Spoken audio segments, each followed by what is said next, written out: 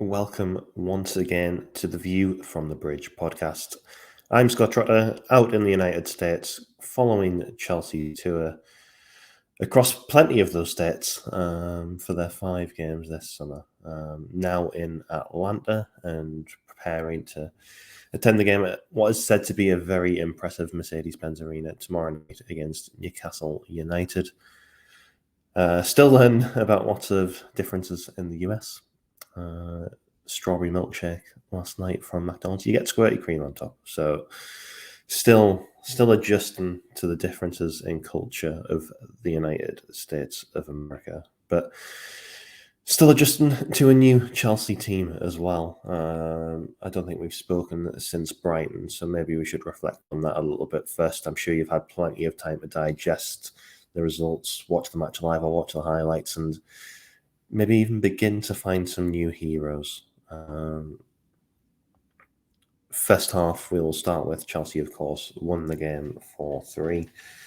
A bit tighter than what it looked like it was going to be at one stage, but still solid progress and solid work as Chelsea prepare for that first game of the season against Liverpool. But we will look at that first half. I think Brighton, obviously, they went ahead through Danny Welbeck early doors, and there was certainly a feeling of, I don't know whether deja vu is the right term, maybe a little bit of trauma from last season, thinking, oh no, what could go on here, particularly given some of those Brighton results last year.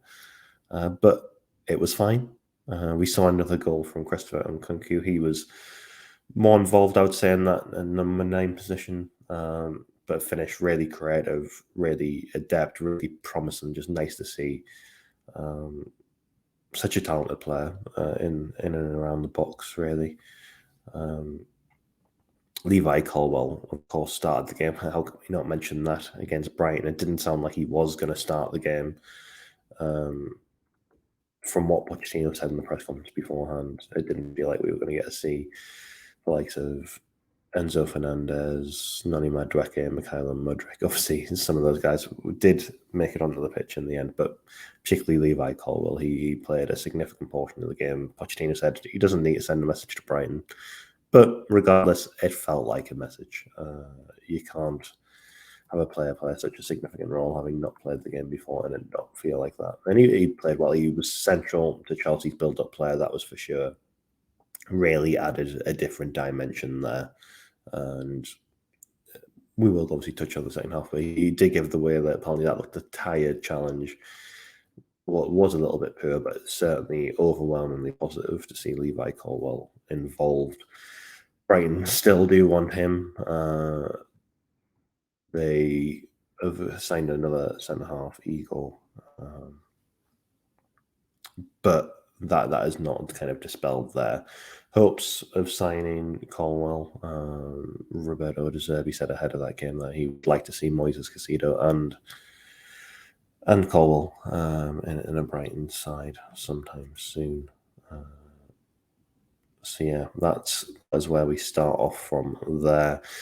But we look at that first half, and obviously Nkunku, I've touched on, was impressive. Colwill was impressive. We saw Kepa come into the team for the first time. He played the full game. Maybe a few scary moments, but he was very calm when placed under pressure. Malagustu, I thought, was really, really good. He unfortunately did lose Karu Matuma in the build-up to Danny Welbeck's goal, but one-on-one, I think there were maybe some concerns about his abilities in the Premier League defensively. I thought he was brilliant in a one-on-one situation. He'll not face many sterner tests than Matoma, so that was really reassuring.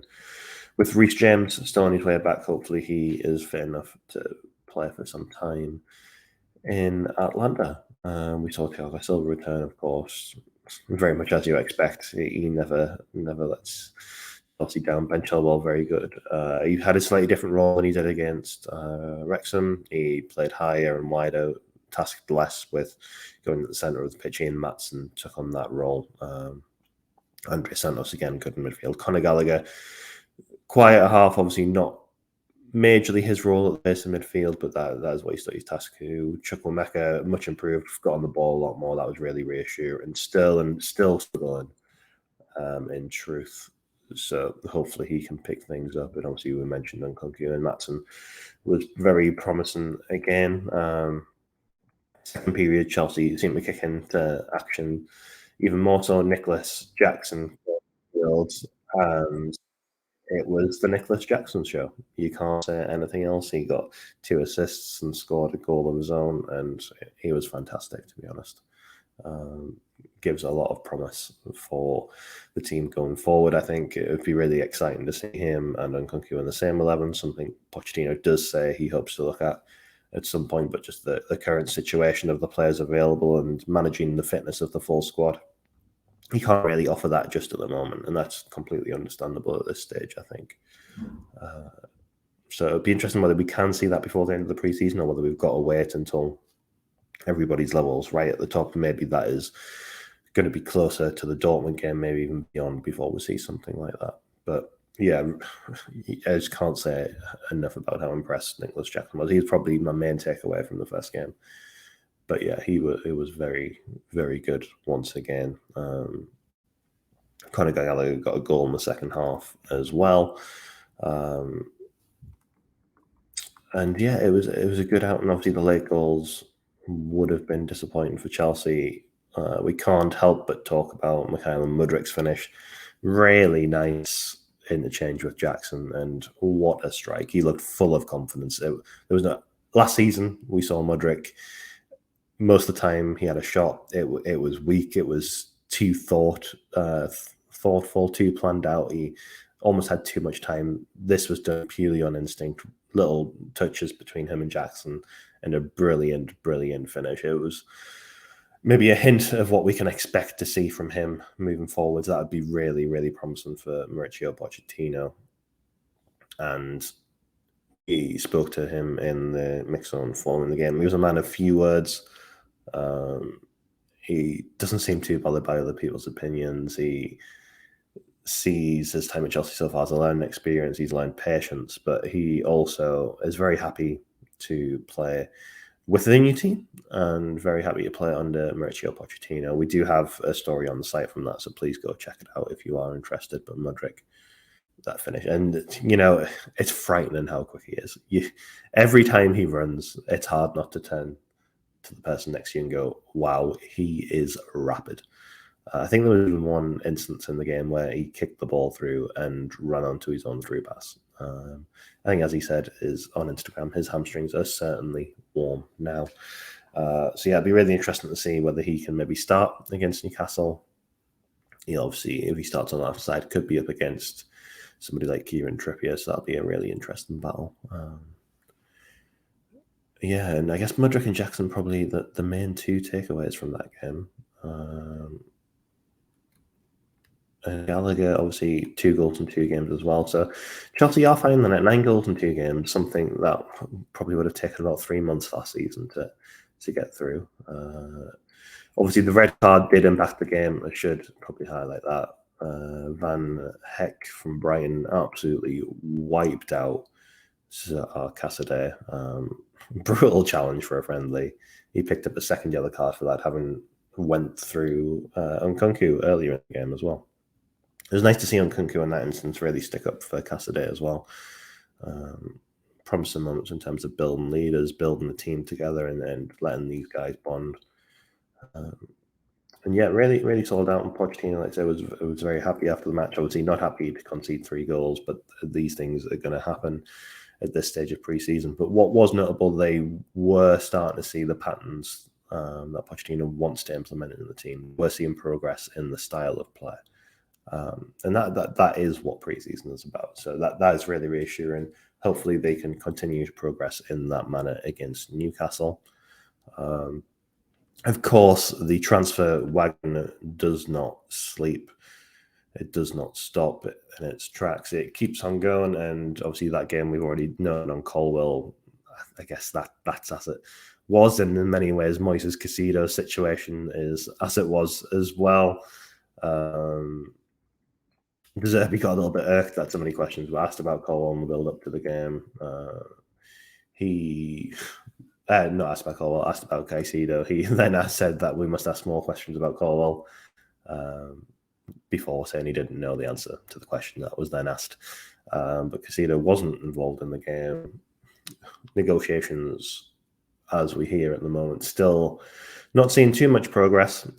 Still slow going. I think Brighton are standing pretty firm in what they want, perhaps because they do want Colwell. That price is still very high. Chelsea haven't came up, and I guess there's a bit of a standoff of sorts, maybe an expectation for Brighton to come down. Whether they have to, given the length of Caicedo's contract, we have to wait and see. But obviously, we're now at the end of July. It is starting to drag out a bit. The Premier League season is 2 weeks away. So it is coming up quickly. And Chelsea, midfield, they are lacking bodies. There's still a degree of decisions to be made in terms of who sticks around. André Santos has obviously been good. Catered has impressed. Whether they are good enough to play in the Premier League week in, week out, I think we still need to wait and see. Santos, it probably looks more promising because he's probably the most natural 6 that Chelsea have in the side at the minute. Enzo Fernandez, of course, is desperate for a midfield partner, I think, for the season. Casadeila's looked better going forward. Obviously, Chukwuemeka looks better going forward, and Conor Gallagher also looks better in a slightly more advanced free position. But Conor Gallagher, another guy who we understood from early in the season, there was maybe an expectation he would leave. We reported that obviously before. Kovacic, Ruben Loftus-Cheek, N'Golo Kante has gone. It's certainly opened up in midfield, but there's still some degree of openness over a transfer for him. Chelsea have rejected a bid from West Ham, thought to believe be in the region of £40 million. And it's just impossible to imagine Chelsea selling them at the minute. That is not to say they won't, but given the situation in midfield, it's hard to predict how you can keep on selling players when you still need others to come in. It would be certainly interesting, to say the least, if that happened. He's Chelsea's oldest, maybe in terms of Premier League experience, most experienced midfielder, just shy of 100 appearances in the Premier League. Obviously drawn a lot of interest. Perhaps not a starter at the base of midfield that you would like, but he certainly offers something. He won't leave in January. Both he didn't want to leave. Graham Potter didn't want to sell him when there was big interest from Everton at the end of the last transfer window. I think Newcastle and West Ham also wanted him on loan. There's obviously, given their rejected bid, interest from West Ham, and it's said to be interest from Tottenham Hotspur this summer as well. So that there is a market for Gallagher. He obviously, again, a homegrown player, but for me, just really difficult to even comprehend him going until there's some progress in the centre of midfield. It would be, I think, really detrimental unless Pochettino's just seen something with the new guys. I do think Santos could have a role in the squad. Casadei, I think, would benefit more from heading elsewhere on loan, maybe a bit more of a free role in midfield to go and attack. He does look very, very physically gifted, a bit of a throwback player, and few have seemed to be able to stop him. Maybe Van Heck with that awful tackle, but he has been very promising. Chukwuemeka, maybe he could move backwards, but I think looked more comfortable in an advanced role and being able to get on the ball more often on against Brighton on Saturday. So yeah, an interesting one to see how that pans out. I'm sure Pochettino will be asked in his press conference ahead of Newcastle on Tuesday. So that is one to watch out for sure. But Sunday saw a day off for Chelsea. I think Thiago Silva went to the gun range. They got to wander the streets of Philadelphia and take it in. Gabriel Slonina arrived into Philadelphia to start training with the squad. So he could make an appearance soon. He adds to the vast array of goalkeepers that Chelsea have brought out to the United States. Obviously, Chicago on the list. That's where he's from. He played for Chicago Fire. Sure, he'll have plenty of support there, but a couple of trips to make before then. But yeah, good to see that squad filling out to everybody who is meant to be in it now. Everybody has arrived, and of course, we then move on to Atlanta. Chelsea travel out on Tuesday morning, or travelled out on Tuesday morning, I should say, ahead of press conferences on the evening, game on Wednesday night. Hearing very good things about the Mercedes-Benz arena. People keep on telling me it has an Oculus and seem very excited about that. So looking forward to seeing how that plays out. And Newcastle next up. I did get to watch them in Philadelphia. They played Aston Villa. Aston Villa were probably the team that stood out more. It was a 3-3 draw. Plenty of goals again in these US games, but Aston Villa looked very, very sharp in the early stages. So very interested to see how they could start the season under Unai Emery. But Newcastle did have the wherewithal to come back and stand strong. They were trying something new out. They had like a 3-4-2-1 formation. Isaac leading the line. They certainly seemed like they were getting used to it. I think Tonali played. So some new things going on there. They had Paul Dummett, Kieran Trippier, and Shaw is a back three there. So they were, developing that, trying something new ahead of a season where they do have Champions League football. It certainly didn't look like they were used to it. They were still in the early stages of that and did look vulnerable, but it was hard to tell how much maybe that was a fitness thing. I'd say Aston Villa did look very sharp. They did have Harvey Barnes come in the second half. He just arrived with the squad, not even trained, and came on having signed for the side earlier in the day. He had a shot that was not a bad effort. And yeah, Newcastle are going to be a half decent team. They're going to be a good opposition and a good barometer for where Chelsea are at, much like Brighton. I think similarly they may have had stability, but they are going to look to transition some players. Obviously, they need to adjust to a new reality of playing twice a week. That is something Newcastle haven't done in a very long time. So finding new combinations to be able to ride that out, and obviously likes of Tonali coming into the team, relying on more players, that's something they're going to get used to. So they will have connections that may be a bit more familiar than what Chelsea have, but I think it'll be a really good test on Wednesday night. Maybe we will see Chelsea try some new things, maybe another stronger team from the first half, but Pochettino has made it clear that there will be some youth in all of these games. He will be prioritizing getting everybody fit into the right stage for the start of the season. So will be really interesting to see what kind of team is put out first, whether we start to see more players playing 60 minutes or whether we keep on seeing halftime subs. It's going to be really, really interesting. It should hopefully be a very good game. Newcastle brought a decent number of fans to Philadelphia. There was lots of shirtless magpies in the stands, unsurprisingly, having a good sing-song. But I should say in Philadelphia, Chelsea was certainly the draw, overwhelmingly so.